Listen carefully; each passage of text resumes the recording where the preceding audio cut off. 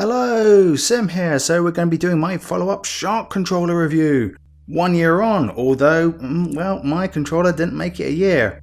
I've had it go wrong effectively 3 times on me, and I said enough is enough. I've given SharQ a fair chance, so here we're going to go. So you notice I've got my control freaks on my thumbsticks, and I've always have control freaks on my thumbsticks. But a subscriber of mine has said, well, he had problems with his particular thumbsticks. He's had to replace his thumbsticks because they just sort of fell apart. I don't know whether it's because SharQ had an original batch, a big batch of PS4 controllers with, you know, the whole rubber thing disintegrating and falling apart. I have no idea. But if you've had a SharQ controller and had problems with thumbsticks, do drop a comment down below so that those who are watching this review can have a more informed opinion rather than just Sim got a really bad SharQ controller and it's had a bad experience and it's biased and all that jazz. So, okay, so what went wrong with this controller? Basically, if you watch the original review, I had ITS, and I'll put a little thingy-jiggy video up in the top left corner, where basically, when you're clicking on this, there'd be very little movement, very like millimeters, about that far.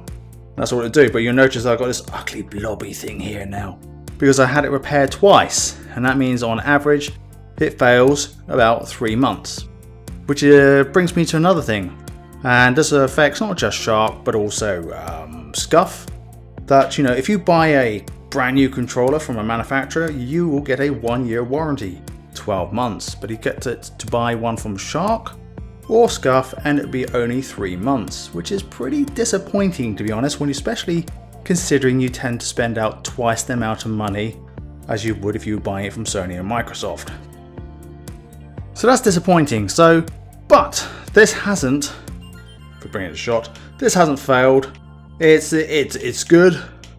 And they also replaced the one on my left ADS stick, which I wasn't expecting.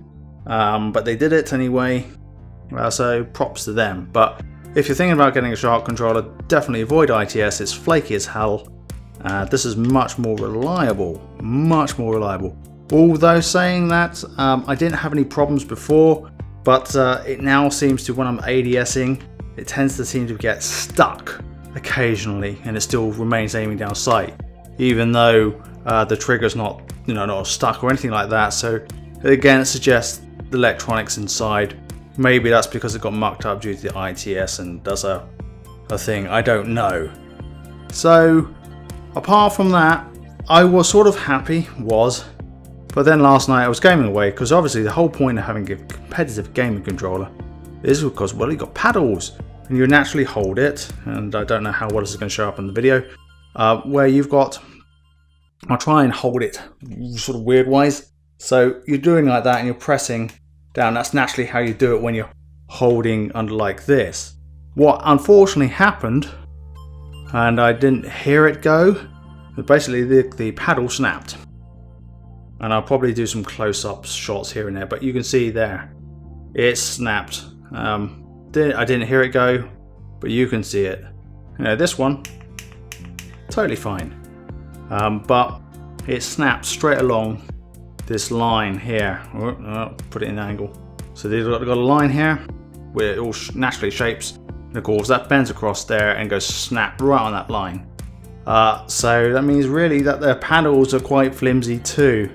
I mean, I've never had a competitive gaming controller, which is basically I've always had scuffs. I've never had problems with paddle, never had one snap. This one snapped, so it's really disappointing. So overall, the build quality for a SharQ controller, I have to say, is low. I am sort of disappointed, but I wanted to make this video as quickly as possible to give you guys that honest feedback and stuff. I've given SharQ a fair good chance. Had this controller already repaired twice, I really don't want to be sending it back again. So I'm going to be looking at another option of being able to connect other controllers up to my PS4. That another subscriber pointed out to me, so we'll see how that goes.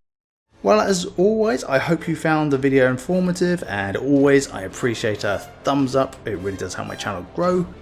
And if you're new and you want to see some more of my videos, go and hit that subscribe button. And until next time, this has been Sim.